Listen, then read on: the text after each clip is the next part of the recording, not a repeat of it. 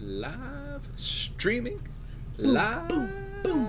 streaming, and live Woo! streaming on YouTube almost. Sending data. Come on, send it. Welcome to Talking Toast. Welcome It to is Talking Toast. 8:27. You are invited to grab a drink, grab a friend, That's right. but don't grab your friend's drink. Unless you're bringing it to your friend. Which I did. To share, you did. Cheers. Cheers. And a friend of ours gave us this. The Bosmans. Mm-hmm. The Some Bosmans. friends Shout of out to ours. the Bosmans. I poured it like 10 minutes ago, but the foam just will not go down. This is a Trappist beer, and it's one of the best It's things I've so ever had. smooth Oh my and lordy. lovely. Chimay. Yeah. I guess that's how you say it. Man. Jimmy. Thank you, Bosmans. I hope that you are on your way back from your cruise celebrating Oh your yeah, I hope anniversary. you're on your way back from your cruise. Yeah. Because there's a tornado, a hurricane in the water. Yeah. A very large one. Yep. So, Come on it's home. good to see everybody. Hey everybody. Somebody give us a chat. Somebody, I wonder what's going on there. Why the chat's not coming up. We do have people watching. Okay, perfect. View. I don't know how to make the chat come back. Excuse me. Chat. Well, there it is. Hooray! We're ready. Perfect. Well, yeah, here we are. It is 8:28. We It's are time. live. We are on Talking Toast, and you are on Talking Toast, and we are so glad that you are here with us tonight. Talking Toast for us is this time where we talk about what's going on in our worlds, what's going on Multiple in life, worlds. exactly, in our worlds. And then it looks like we've got a. Yeah. Oh, We okay, got perfect, people on. perfect, good. Yeah, we talk about every week what's coming up, usually with the sermon or homilies, as we do, and we pull back the curtain on the creative process. And this is meant to be a conversation. We would love to connect with you. We would love for you to chime back in. And first off, tell us what the weather is like outside right now for you, because here it just got beautiful. It was This week- blazing hot, Yeah. and then Last week was icky. icky. Yeah, that's a This good way week to say it. has been really nice. This Last is- week it felt like we were walking outside into a bowl of soup. Yes, and this week oh, I has mean, been glorious. yesterday it felt like fall for a minute. Mhm. It was. Yesterday morning was cool. Oh man, I just wanted to go outside and I rake saw- leaves. I saw someone walking around with a light jacket. A light jacket. Oh Wasn't man. that the thing about what's your favorite Perfect date? date, Yeah, what's your April perfect date? 25th. April 25th. Because all you need is a light jacket. I love it. I Shout love out it. to Mean Girls. So let us know. That's not Mean Girls. I think that's Miss Congeniality. Oh, that is Miss Congeniality. Yeah. Mean Girls is Stop trying to make fetch happen. no, but Mean Girls is April 20. What? Mean Girls has a date in it. They do the Christmas program. All right, whatever. All right, we'll sort this out later. 81 and raining in Southeast Georgia. 81 and raining. I'm sorry, that sounds soupy. Yeah, Yeah, that's what happens sometimes in Southeast Georgia That's this time right. of year. that's right. So we start every Hey, week. Sonia, by the way. Yeah. Hi. We start every week by asking a simple question. And Yeah. that question is, what is sustaining you? What is getting you through? What is your 808 beat? What is the undercurrent?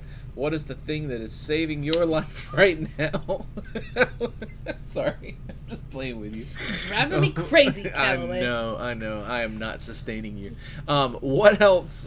What is sustaining you? What is that thing that's giving you life right now? Because there are a lot of things that aren't giving life, if you know what I mean. Yeah, lots of things. So Katie, why don't you share first? I just told you. I don't know what is sustaining me. And you know, sometimes we come on here and we're able to just be honest and say, like, you know what?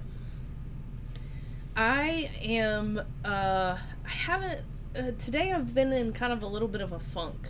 I felt kind of icky today. I don't know what's going on up here, but something's going on up here. I've worked really hard today, and it's kind of a tough week, and it's a short week, and all the stuff going on in the world. I don't know. I felt a little bit heavy. Sounds like. Yeah, just like ugh. Well, you know. I gotcha. But I guess I would say the thing that's sustaining me is that yesterday I ran almost 4 miles for the first time in a very long time. There you go. Which was really nice. And like, that's the only time that I can, like, really feel like I can get out of my head. Yeah. Is when I'm running. And so I did that yesterday, and that was lovely. You haven't been able to run in a long time. Like a year. Good. Yeah. That's good stuff. So anyway, that was a big accomplishment, and it felt really good, and I felt good afterward. And then today I woke up and I just, like, general malaise. Yeah, makes sense. But whatever.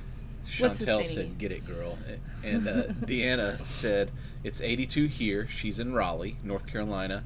And the two things that are sustaining her: recognized at camp as a senior, so she's going to be at University next week. I'll be there, and Deanna will be joining us on live stream, which will be pretty awesome. Yeah, so that'll be great. That'll be good.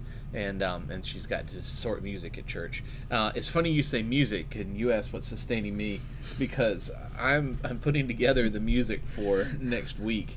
And I'm really, really excited about it. But one of the things that I'm really, really excited about that is so dumb. Have I talked about the things that are draining me? It's like the middle-aged youth pastor over here. I'm making in the mornings this karaoke that's Jurassic karaoke. So we'll have an inflatable dinosaur, somebody up there, because the arms have to be real short, and then they'll be leading the youth through karaoke, and it'll start off next week at youth camp. It'll start off with "Be Our Guest."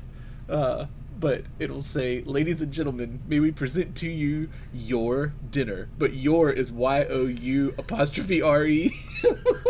Your dinner. And I get the most, I don't know, that just gives me so much joy. Your dinner. I have come upstairs, so in the mornings, every morning, I come downstairs and I write and I read, and I get kind of broody. And I drink my coffee, and most of the time I fall asleep. And so about like 7:30, I come upstairs every morning. And so the last few mornings I've come upstairs, and John has been like grinning like an alley cat, ready to hit me with these Dino lyrics. And I've just been like brooding for 2 hours over my writing. It's 3 mornings, and it's going to be about 2 minutes each morning, but it has given me so much joy. It drives me crazy. He comes over at me. I think was it this morning or yesterday morning that I just said, "Stop. We're not doing this right now." Queen Latifah has put out that is a glimpse into the Calloway household. A new version of "Walk the Dinosaur" that "Open the door, get on the floor, everybody walk the dinosaur." Queen Latifah put a new one out, and it's really funny. I don't know why.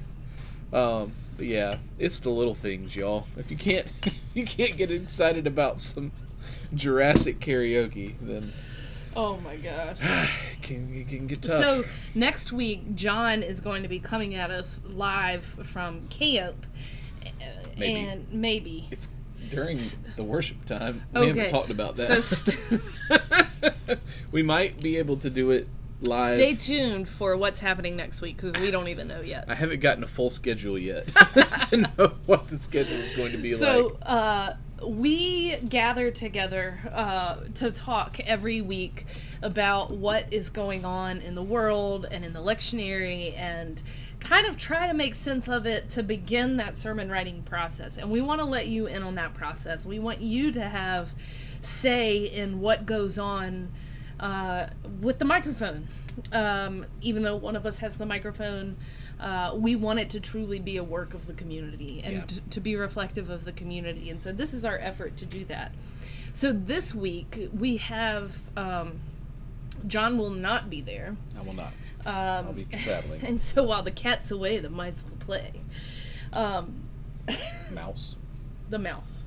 I will play. So this week is really interesting. So we have just come out of our Mr. Rogers series. It's but we're continuing on in the lectionary in the book of Mark. And I want to say that if you are looking for,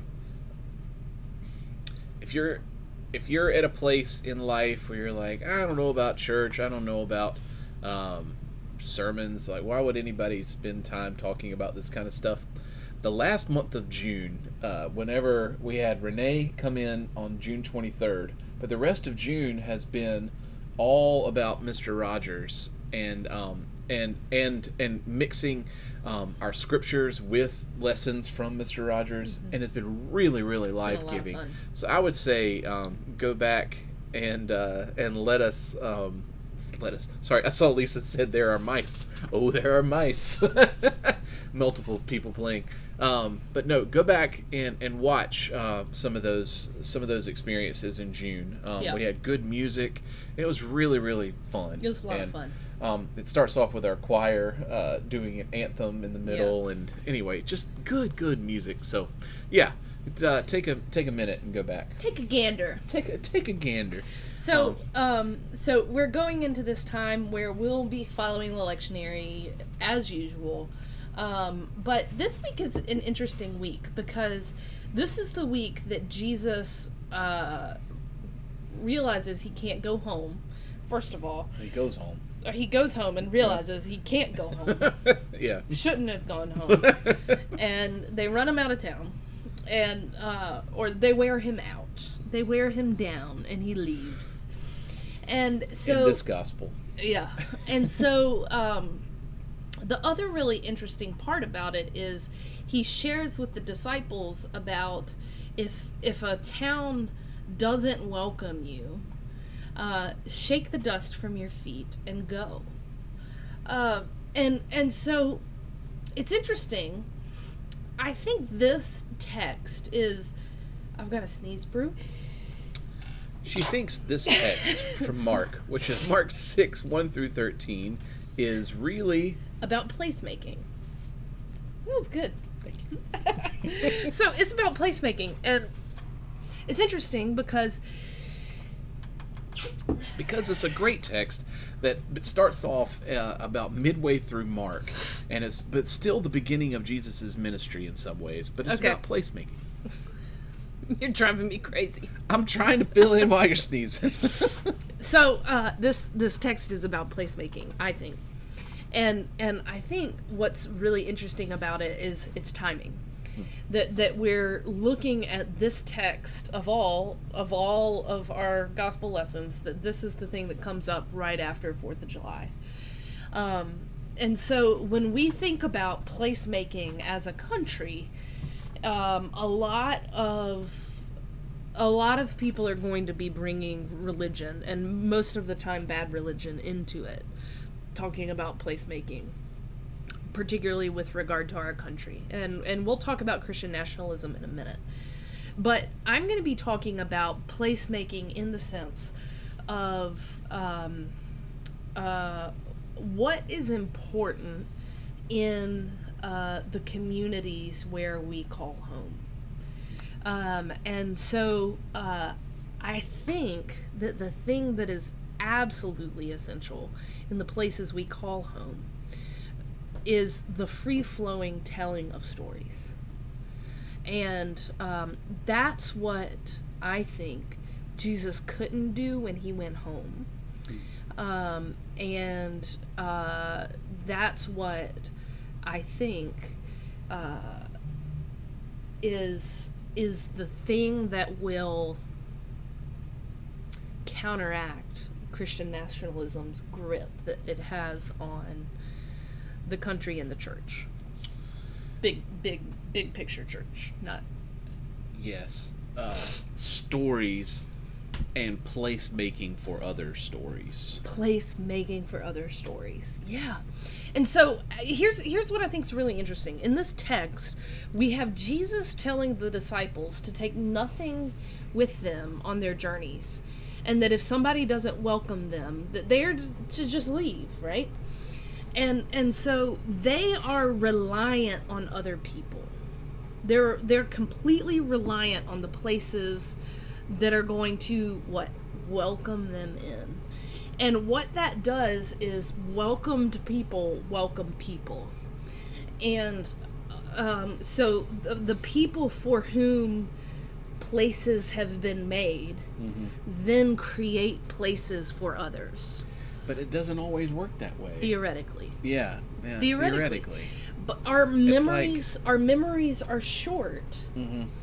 And that's where the importance of storytelling comes Exactly. It's kind of like the thing that hits me is read through the Bible, read through history.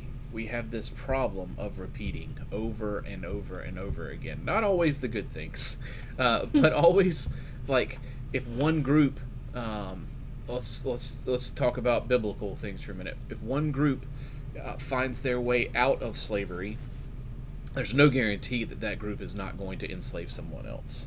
Yeah. And that's the importance of the story, that narrative of what it was like is told. That's why storytelling is absolutely essential. Exactly. Because what happens, the Hebrew people, what you're referring to, is the Hebrew people are freed from slavery at the end of Exodus, or beginning of Exodus, end of Genesis. Exodus, you're right. Yeah, beginning of Exodus. Mm-hmm. So they're freed from slavery, and then they go and create this new kind of existence in the Promised Land. And what do they do there? They They enslave people to build the temple. And use force. And then use force to clear out the land. Yeah. The Promised Land. Yeah. And so that's where a communal storytelling would mitigate that. And that's what the prophets tried to do. And which is why the prophets are included in our Holy Scriptures. Yeah, so the prophets tried to remind the people of their priorities through storytelling. Exactly. And they kept coming back to the values upon which their communities were founded. But then they kept being run out of the group because the group couldn't take the truth telling. The group would not cooperate, would not listen to the truth telling. That's every prophet's story. I think that's Jesus' story too. He started shedding truth and sharing these stories, parables and whatnot in this area. And it was revealing the truth that was at the heart of this community, these communities where he was. And they didn't like that. They didn't like being reminded of the things that were kind of challenging in their placemaking. It's very interesting because I would say that the one prophet that doesn't fit that narrative is Jonah, and he's a beloved prophet. It's because he's not pushing. He's not stepping on the toes. He's not doing the prophetic work. And whenever he gets called to go and do that prophetic work, he doesn't want to do it. He doesn't want to do it.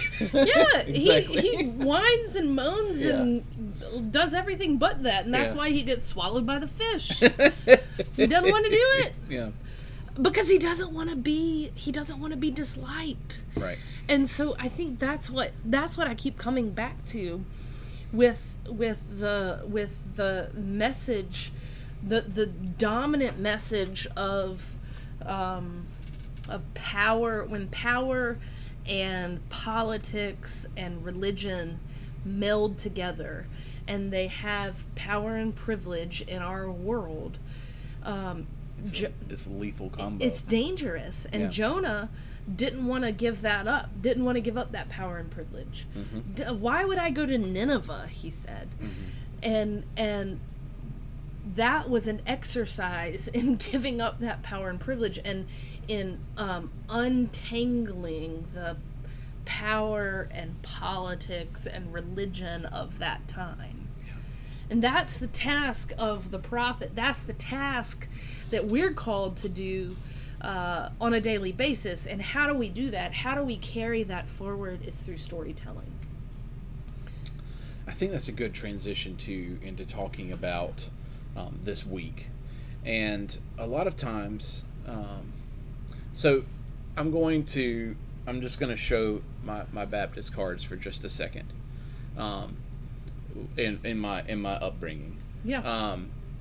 The First Baptist Church in the United States is First Baptist Church of America. It's in Providence, Rhode Island. Their pastor Jamie is a wonderful human being. She's great. Hello, Jamie.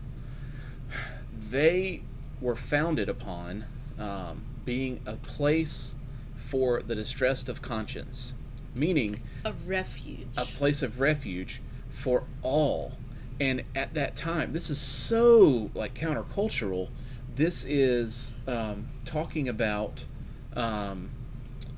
like including in the charter for Rhode Island. Roger Williams includes a place of welcome for the atheist and for the Jew and goes down the list. Muslim. And yeah, well yeah, and so what's happening there is at the very foundation of our country, at least in one colony with this, there is this focus on religious freedom and focus on not imposing your religion on others. Which is a dual-fold freedom. It's a freedom for And a- religious expression and a freedom from imposition of religion on you.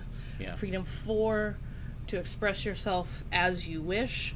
Freedom from to not have that imposed on you. Yeah.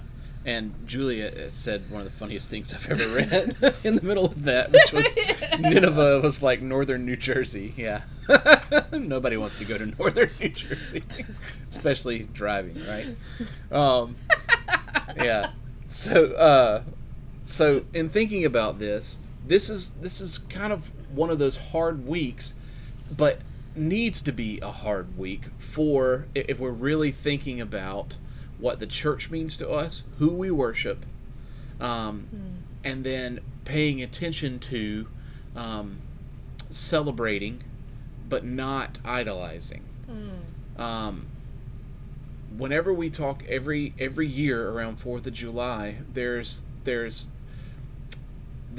I feel like there's always a push to bring those kinds of things into the church, and the separation of church and state like goes deep into my bones as Yeah, one of mine those too. where we're trying to remember who we're worshiping and where we're worshiping. So if Yeah. we're talking about a sanctuary, this is a place where we need to be focused on who we're worshiping, because the 10 Commandments that have been hung now as part of a Christian nationalist agenda talk about don't have false idols. Well, that's part of that. Anyway, sorry. I'm thinking about this is one of those years where it's really close to the surface because of moves like that in Louisiana, where they're talking about, and that is In something Oklahoma, that where is coming up in Oklahoma. Yeah. Every public school teacher is now given the task of teaching the Bible, which is, it should be frightening because it frightens me. I mean, there's some really wild things in the Bible, and if you're not equipped to approach that, and certainly not in a public school setting. So this whole placemaking idea, I think there's a dotted line between Jesus not being welcomed in his hometown and the placemaking that he encourages as a prophet, that as a prophet kind of rubs against the status quo, right? There's a dotted line from that to the Christian nationalist agenda and what is the word I'm looking for? Resisting that Christian nationalist agenda. There's that dotted line from Jesus preaching a message that challenged the status quo to and created a place for other people, for people of difference, to challenging and resisting the Christian nationalist agenda. Both are revolving around challenging those in power, like challenging those with power and privilege who are using that power and privilege to others, to hold out people and to put up walls and fences and that sort of thing, walls and fences, as a result of their power and privilege. Yes, and calling those things Christian. That's the hard part with that too, is with and I want to be very specific. Christian nationalism is the movement that is pushing for our country to have a set religion, meaning you've heard people say this is a Christian nation.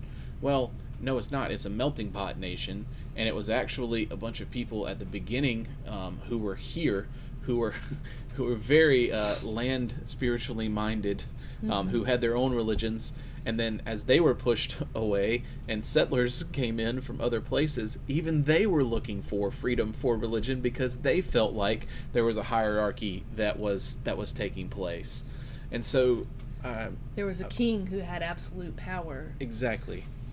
Over who could do anything, right, and not be held accountable for his actions, and including force them to worship a certain way. Exactly, and that's why, and that's the blending of the church and the state that's talking about there. The BJC, Baptist Joint Committee for Religious Liberty, and the Disciples of Christ are in communion with some of the work that the BJC is doing on Christian nationalism. Mm-hmm. There's this movement called Christians Against Christian Nationalism that's headed up by the BJC, Baptist Joint Committee for Religious Liberty. But the disciples have signed on to this Christians Against Christian Nationalism movement. But the BJC used to have that bumper sticker that said, separation of church and state is good for both. Exactly. And I think that sums it up. Like, when we're making places for others, this is the question that we have to ask. Are we using our power and privilege to empower or disempower, to keep us in power, right? How are we using our power and privilege in placemaking for others? Are we opening that table, or are we putting up those walls? And when we take down the walls that are preventing people from sharing space with us, when we take those down, it is going to result in liberation, yes, but also the ire of those who are in power and privilege. And that's why Jesus couldn't preach in his hometown. That's why he was challenged by the religious establishment. That's why he was rubbing up against the status quo, was because he was using his power and privilege, what very little he had, to open the table for others, and to make a space for others. And also in that, that's why you see Jesus at the margins all the time. That's why he's eating with unsavory characters. Like, that's one of those. He's even going to tax collectors' houses. Like, that's a huge deal with that. But all of those things, there is a political element to that, because Jesus is challenging the empire with all of those things. He's challenging not only the empire, but he's challenging the religious authorities at that time. Because whenever the religious authorities end up in cahoots with empire, that's when you have the trouble. And so people will often bring Jesus into this argument, and they'll say something like, Jesus says, render unto Caesar what is Caesar. That's Jesus saying that he's saying, do what you're supposed to do within the empire. Not exactly. Jesus is separating those two. I'm doing something different. Render unto Caesar what is Caesar's. Yeah. And so something else is happening there. Anyway, I keep getting away from placemaking and going on my soapbox. I'm sorry. No, but I mean, I think this is really important, and I think that this is the part of the conversation that's missing, because here's what's happened: progressive people, progressive religious people, us, have shied away from conversations like this over the years. Not saying that those conversations haven't existed in pockets. They have. You're right. But we have shied away from public conversations about this kind of stuff, about engaging in the public. We have shied away from engaging in the public square with a theological vision for fear of sounding political. Because there's the whole thing of, like, you don't want to sound too political, because then your church might rebel against you and, like, cast you out just like they cast Jesus out of his hometown. So, but there's this frequent refrain from people that I hear is like, don't get political in the pulpit. The pulpit's not the place for politics. Which, yes, you're never going to hear us, because of our belief in the separation of church and state, you're never going to hear us affirm a candidate, affirm a party, affirm any of those types of very specific things. Partisan moves. Partisan politics. Right. Now, the question then, though, is, was Jesus political? And the answer is yes, absolutely. Absolutely, Jesus was political, and being silent about that and not addressing the fact that Jesus was always challenging those in power, always using his privilege for opening up the table. Mm-hmm. What some people would call political, if you do not engage in that way with a theological lens, we are leaving a vacuum for other people to step in and use that as their opportunity to, for lack of a better term, hijack this movement. Right. And I think that's what's happened. And I think Chantel's exactly right. Not caring about politics is privilege in action. Not caring about politics is also political in itself. Because you're leaving space, you're leaving that vacuum. It is a political decision to create this vacuum where other people can step in and hijack it. Right? And so these things are important to talk about because they not only equip us to have the language and the ability to process all that's going on, but these things are important to talk about because following Jesus is political. Right. But it's not partisan. Well, and one thing along the lines with that is on Saturday I went to the Poor People's Campaign march that was and rally that was led by Reverend Dr. William Barber, who is Disciples of Christ, wonderful individual, put this thing together, and it was very telling because you did have a lot of religious leaders there. The religious leaders got 1 minute to speak. That's it. And then he was shuffling them off the stage 1 minute at a time. And then you heard stories from people who were caught in the midst of these cycles. Who had firsthand experience. Who had firsthand experience. People were talking about this is what it's like working in the baggage area of an airport, and this is what I'm taking home, and this is it was fascinating, and you kind of go down that kind of road of paying attention to the stories. Well, after listening to all of that, I turned to my neighbor and I said, I understand completely why they're not aligning with a political party. And it's because no political party understands all of this. No. All political parties need to have these things reminded, Yeah. need to be reminded of the people that they serve. Yeah. And how important that placemaking is. And and there's I guess that's what was hitting me was it's not partisan because you're trying to hold all politicians to accountable. Exactly. What was the William Sloane Coffin quote? Maybe we should end with that. About the lovers quarrel. Yeah, there are three kinds of patriots: the uncritical lover, the I can't remember. You gotta look it up. It's on my there are three kinds of patriots. One is the uncritical lover. One is the critical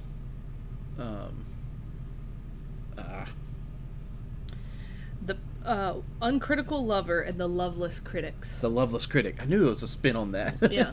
Yeah, the uncritical lover and the loveless critic. The good The patriot, good patriot. participates in a lover's quarrel with their country, and that is that holding others accountable, trying to do our best to remain a placemaking country, but Placemaking people. a people. Exactly. Yeah. Yeah, so what does it mean? And I think that is what Jesus models for us. To have a lover's quarrel with the principalities and powers. Exactly. Right? Exactly. Because they're not all good and they're not all bad, No. right? And we can hold those two things together. That In love. yeah, in Yeah. love. Yeah. So we've done a lot of talking and a lot of meandering. Yeah. But maybe there was a nugget in there somewhere. I don't know. I just realized it's 9:04, and I feel like I'm just getting started on this because we don't talk about this very often. There's a lot, and you can barely scratch the surface in 20 minutes of talking about it. But Yeah. I would recommend a couple of books. One is Jesus and John Wayne, how evangelicals have something or another Kristen. co-opted. Christian Cobes Dumais. Great book. Anything that Robert P. Jones writes, he writes about kind of the confluence of racism and so white supremacy and evangelicalism and mainline Christianity somewhere in there. There's a new book about how mainline Christianity, like Disciples of Christ, Presbyterians, Episcopalians, progressive-ish Christianity has contributed to the rise of Christian nationalism. There's a new book out about that. So anyway, I would encourage you, don't take our word for it. Go and find some resources and do some more research on it. Yeah. And there's always Howard Thurman and Martin Luther King Jr. and you can go down the list all the OGs. Yeah, absolutely. Yeah. Well, friends, this has been fun. I hope I'm really glad we've got some good comments. Deanna said it's like the Southern Baptist people right now, not having women pastors and pushing others out, not making that placemaking, not being a placemaking people, and claiming to be free in the people. That's the hard part with that. Is like you can't claim local church autonomy and then kick out all your people who don't follow this line. Don't get me started. It's on the that. same thing in our country. Like you can't be free whenever all aren't. So the quote that King kind of picked up from Gandhi, and well, not just Gandhi in some ways, but it was more. There was an African American preacher, I just forgot his name, but anyway, injustice anywhere is a threat to justice everywhere. That's the placemaking piece for me with that. Yeah. That that people who have received a place Yeah. must go and create a place, but that assumes that you've received it and not taken it, Sure. right? And that's the hard part, that in a lot of cases we're not receiving our places, we're taking our places and then preventing other people from receiving a place. Yeah. We're a long way from give me your poor, your downtrodden, your Yeah. Well, friends, we need to do some toasting. We've done some talking. I got a Thank game you to coach for- at 9:30. Thank you for participating with us tonight. This was fun, and yeah, it was good. And on Sunday, if you're tuning in, I'm going to read a short story as the first homily. And so not only will it be kind of around the idea of placemaking, but it will kind of contribute to the idea that we are making places for one another by sharing and storytelling. So it's a fun story that I wrote in honor of Flannery O'Connor, and then we'll kind of debrief it and make sense of it in the second homily on Sunday. So tune in if you're curious. Sounds like fun. I will tune in on the road. All right, friends. Cheers to you, and go from this table, whatever table you find yourself at right now. Go from here and make a place for somebody, because someone else has made a place for you. That's right. And when you're in that place, may you recognize that God is already there, delighting in your very being, and that includes everyone. Not just yours. Yeah. Not just yours. Cheers, friends. Cheers, y'all. So they just released the All-Star, the WNBA All-Star list. Oh, nice. So the question is Kate Martin on it? Because we know Caitlin is. Thank you, Deanna, for safe travels. And we'll see you next week, friends. Yeah, keep it real. Are you looking for me? I don't know. You're on your phone. It's looking at WNBA time, baby. You still got 20 minutes. No, but I'm gonna see who got put on the squads. I'm just going to keep it live. All right, you want me to find out? I will announce it to everyone. WNBA All-Star Game. Did Kate Martin make it? Rosters. Here we go. And this is our sports talk for the night. Tomorrow, July 2nd, All right, 9 p.m. here we go.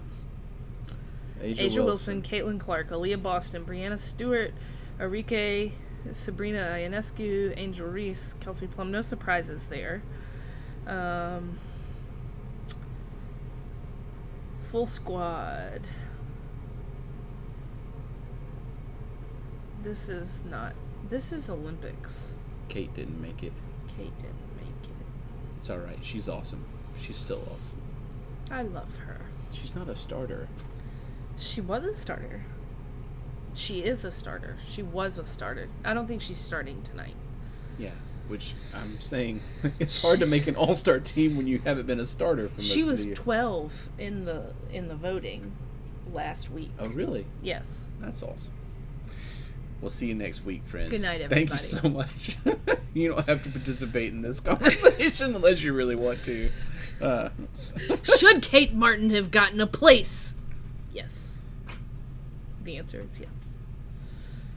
Are you going to turn it off, or are you? Yeah, I'll